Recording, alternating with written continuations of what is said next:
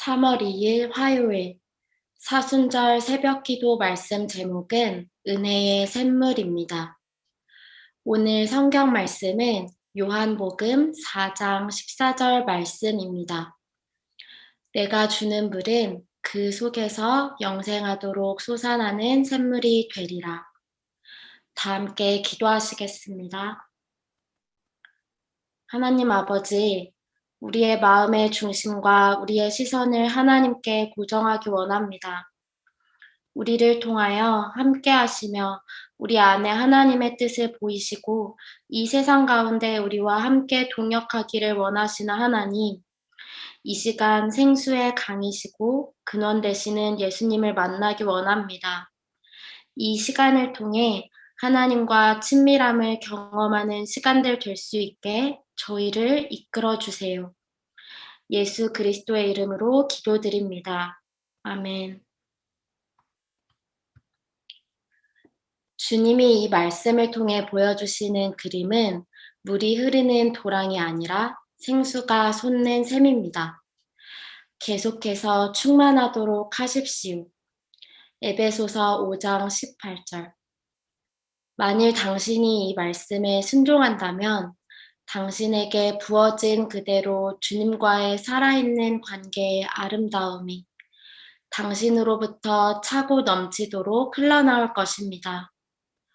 마땅히 흘러넘쳐야 할 당신의 생명이 흘러나오지 않는다면 이것은 당신이 책임져야 할 일입니다. 당신 안에 무엇인가 그 흐름을 막고 있는 것을 제거하고 근원이신 예수 그리스도에게 연결되어 있도록 해야 합니다. 그렇게 되면 개인적으로 복을 받는 것입니까? 아닙니다. 당신으로부터 그 누구도 막을 수 없는 생수의 강이 흐르게 됩니다.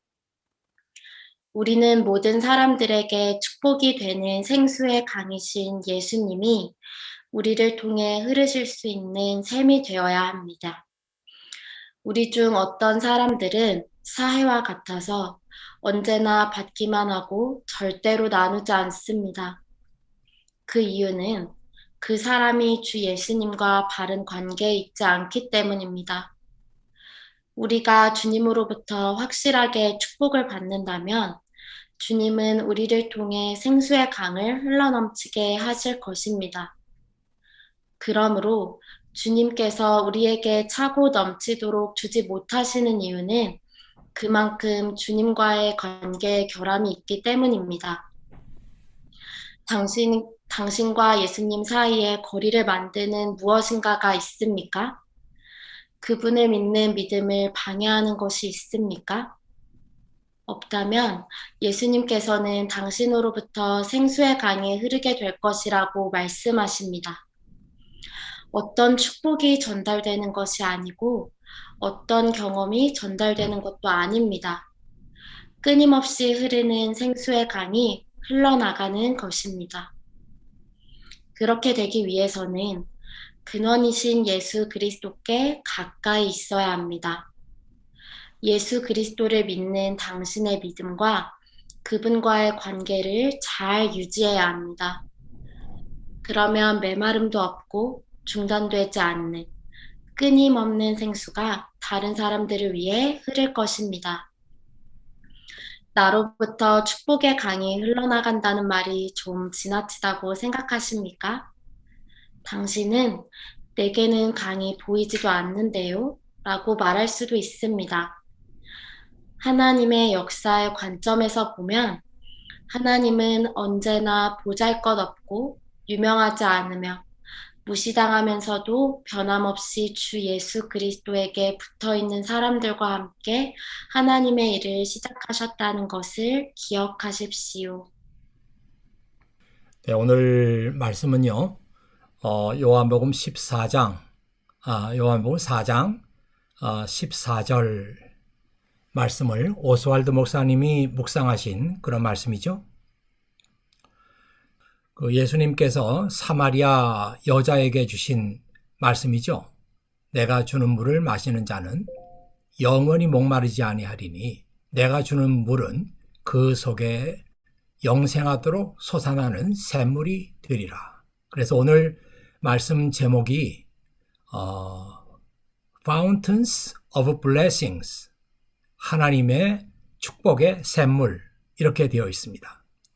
우리가 요한복음 4장에 나와 있는 이 사마리아 여자에게 주시는 예수님의 말씀, 이 말씀을 읽으면서 오스왈드 목사님 같은 그런 생각을 우리가 잘 못하잖아요. 야, 예수님께서 나에게 축복의 샘물을 주니까 내가 그 물을 마시면 영원히 목마르지 않겠구나. 그 축복의 샘물이 내 속에서 계속해서 솟아나오겠구나. 여기까지 많은 사람들이 생각하죠. 네, 그런데 오스왈드 목사님의 얘기를 들어보면은 거기까지 생각하는 것이 아니라 내 속에서 끊임없이 솟아나오는 이 샘물이 이제는 나를 통해 가지고 다른 사람에게로 흘러가야 한다. 그런 얘기를 지금 해주고 있잖아요. 어저께도 그런 말씀을 드린 바가 있습니다. 하나님의 축복의 강물이 나를 통과하면서 develop 되고 nourished 돼야 된다. 더 발전하고 성장하고 더 영양분을 공급받아서 살이 쪄야 한다. 그래서 더 풍성한 샘물로 다른 사람에게로 흘러나가야 된다. 자, 이런 말씀을 어저께 드린 바가 있습니다. 오스왈드 목사님이 처음 이 말씀을 시작하면서 에베소서 5장 18절 말씀을 인용하시죠. 우리는 계속해서 하나님의 은혜로 충만한 삶을 살아야 된다. 에베소서 5장 18절에 너희는 성령의 충만함을 받으라, 이 말씀이 있거든요. 그래서 이 말씀을 인용하면서 이 오스왈드 목사님이 우리는 계속해서 하나님의 은혜로 충만한 삶을 살아야 된다. 그래야 우리가 마르지 않는 샘이 될 수가 있다. 계속해서 은혜의 강의 근원이신 하나님과 교제의 삶을 살아야 하는 이유가 바로 여기에 있습니다. 우리가 예수님과 하나님과 계속해서 교제의 삶을 삶으로 말미암아 은혜의 강물이 마르지 않고 나를 통해서 흘러나간다는 것입니다. 아마 여러분들은 주변에서 선교사로 헌신을 했거나 아니면 교회에서 하나님의 일을 열심히 하는 사람들을 통해 가지고 그 사람의 몸과 마음이 고갈됐다 또는 영적으로 침체됐다, 이런 얘기를 들은 적이 많이 있을 것입니다. 이 사람은 하나님의 일을 한답시고 그 사역에 너무나 집중한 나머지 자기도 모르게 하나님과의 교제가 소홀해지고 자기 안에 샘물이 말라버린 것을 몰랐던 것입니다. 꼭 선교사가 아니더라도 이런 영적인 고갈 현상을 우리가 우리 주변에서 많이 보고 있습니다. 근데 많은 경우에 문제는 이 영적인 고갈이나 영적인 침체 현상을 겪으면서 그 원인을 자기 안에서 찾지 않는다는 거예요. 많은 사람들이 그 원인을 자기 밖에서 찾으려고 합니다. 누구 때문에, 아니면 어떤 일 때문에 내가 지금 영적으로 고갈되어 있는 것이다, 이렇게 생각하는 경우가 많습니다. 그러나 그 원인을 자기 안에서 찾아야 된다. 그래서 우리는 영적 고갈의 원인을 제대로 알고 대처를 해야 된다, 이렇게 생각합니다. 또 하나 문제는요, 내 안에 강물의 흐름을 막고 있는 무엇이 있지 않나. 늘 우리 자신들을 반성하고 우리 자신들을 돌아보는 그런 일을 게을리 하지 말아야 됩니다. 이 문제가 해결되지 않으면 나를 통해서 주님의 은혜의 강물이 흘러나가지 못하게 되는 것이죠. 자, 그렇지 않기 위해서 우리는 평소에 좋은 영적인 습관을 길러 나가는 것이 무엇보다 중요하다고 생각합니다. 디모데전서 4장 12절에 있는 말씀인데요. 그대가 젊다는 이유로 사람들이 그대를 업신여기지 않게 하고 믿는 사람으로서 어떻게 살아가야 하는지 모범을 보이시기 바랍니다. 말과 행동, 사랑과 믿음, 그리고 순결하고 깨끗한 삶을 통해서 사람들에게 본을 보여주시기 바랍니다. 내가 갈 때까지 열심히 성경을 읽고 사람들을 권면하며 잘 가르치십시오. 네, 이 말씀은 사도 바울이 그의 제자였고 동역자였던 디모데에게 쓴 편지 가운데 나오는 구절이죠. 이 편지 속에도 사도 바울이 사랑하는 제자 디모데가 정말 하나님의 축복의 통로로 쓰임받기를 원하는 간절한 마음이 들어 있습니다. 크리스찬의 삶에서 왜 말과 행동, 사랑과 믿음과 순결한 삶이 중요하고 왜 크리스찬의 삶에서 성경 읽기와 기도의 삶이 중요한가? 그 이유는 뭐냐 하면 그렇게 해야만 하나님과 또는 예수 그리스도와 올바른 관계를 유지할 수 있기 때문에 그렇습니다.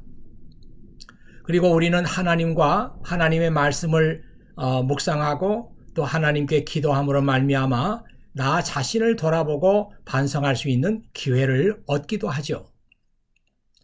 이와 같이 성경에 하나님께서 정해놓으신 방법이 있어요. 이렇게 해야만 내가 영적 고갈에 빠지지 않고 계속해서 내 안에서 축복의 샘물이 나오게 할 수 있다. 이렇게 말씀하고 있는데도 우리는 이 말씀을 듣지 않고 그 원인을 다른 데 가서 찾으려고 합니다. 혹시라도 여러분 가운데 영적인 고갈이나 또는 영적인 침체 현상을 겪고 있는 분이 있다고 하면 그 원인이 내 안에 있었구나. 내가 하나님의 은혜와 하나님의 축복과 이런 것들을 공급받지 못하기 때문에 영적 고갈이 일어나는 것이구나. 이렇게 생각하면서 문제의 원인을 내 밖에서 찾는 것이 아니라 내 안에서 찾아야 되리라 이렇게 생각합니다. 자, 두 번째 포인트는요.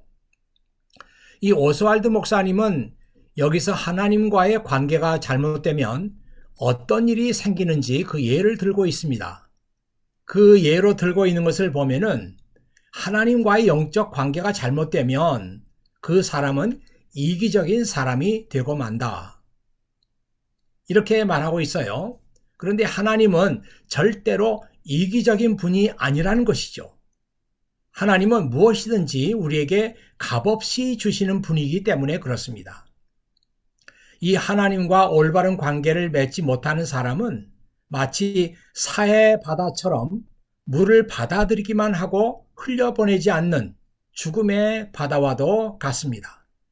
갈릴리 바다는 물을 받아들여서 흘려내보내기 때문에 많은 생명들이 사는 생명의 바다가 됩니다. 그렇지만 사해 바다는 생명체가 살 수 없는 죽음의 바다입니다. 왜 그러냐 하면 하나님의 은혜를 받기만 하고 흘려보내지 않기 때문이죠. 이 사람도 마찬가지라는 거예요. 하나님의 은혜를 또 하나님의 축복을 받기만 하고 다른 사람에게로 흘려보내지 않는 사람은 사해 바다와 같이 죽음의 바다가 되고 그런 사람 속에서는 아무런 생명체가 살 수 없다. 이렇게 말하고 있습니다. 언젠가 그런 글을 읽었고 여러분에게 소개해 드린 적이 있어요. 죽기 전에 후회하는 것들 이런 그 글을 읽었는데요. 대개 이런 글들은 그 호스피스에서 일하는 분들이 죽음을 앞에 두고 그 있는 환자들과 대화를 하면서 얻은 그런 것들을 이제 책으로 엮어서 내놓은 경우가 많습니다. 죽기 전에 후회하는 것들이 있는데 그 얘기 가운데 이런 게 있어요. 나는 지금까지 너무 바쁘게 살아왔다. 또 어떤 사람은 나는 친구들과 연락하지 않고 살아왔다. 이런 것들이 죽기 전에 후회가 된다는 거죠. 또 어떤 사람은 나 자신을 더 행복하게 할 수 있었는데 하지 못했다. 이런 것을 후회하고 또 어떤 사람들은 내 감정을 솔직하게 표현하지 못하고 살았던 것이 후회가 된다.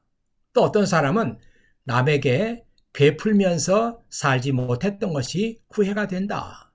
내가 이런 것들을 미리 알았더라면 내 인생이 바뀌었을 것이다. 당신은 나와 같은 후회를 하지 않기를 바란다. 뭐 이런 말들을 많이 한다고 합니다. 정말 안타까운 것은 이 사람들이 이런 생각을 건강할 때는 하지 못하다가 이제 죽음을 앞두고 이런 생각을 하게 된다는 것이에요.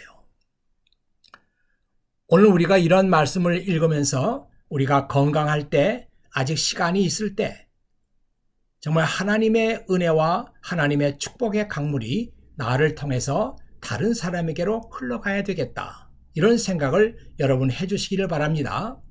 혹은 우리가 이런 생각을 할 때가 있어요. 나 같은 사람이 다른 사람에게 하나님의 은혜를 흘려보낼 수 있을까?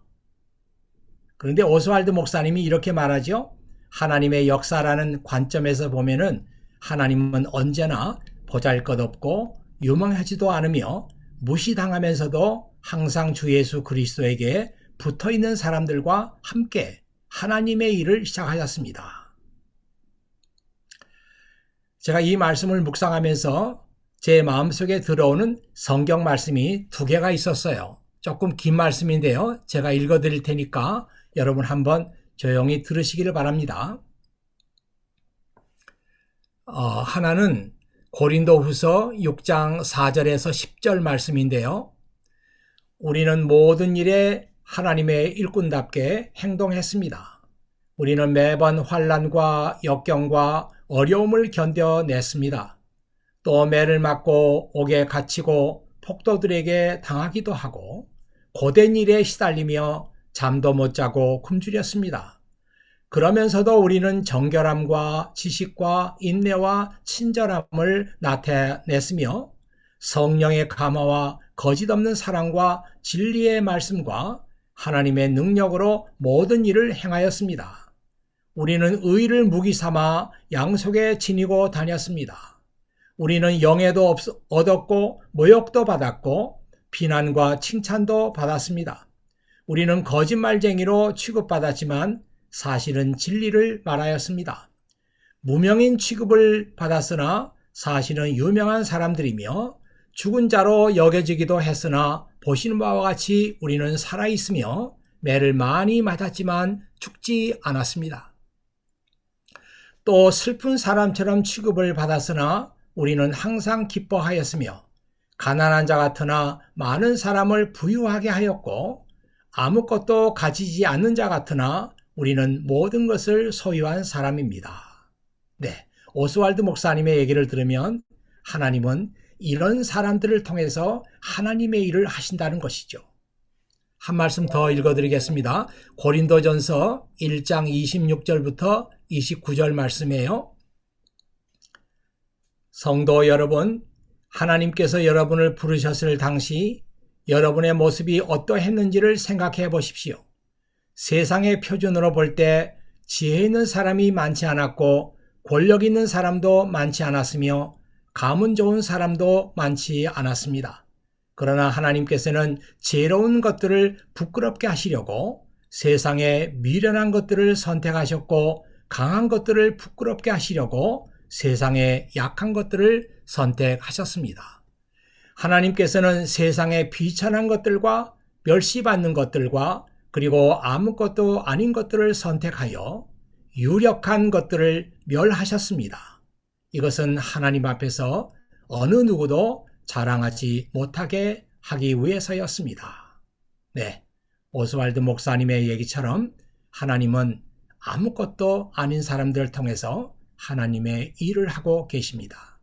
그래서 우리는 이 말씀 앞에서 나 같은 사람이 어떻게 하나님 앞에 쓰임받을 수 있을까? 이런 생각을 이제는 하지 않고 하나님, 제가 약하고 무능하고 부족한 것이 많은 사람이지만 하나님께 쓰임받는 통로와 같은 그런 사람이 되겠습니다.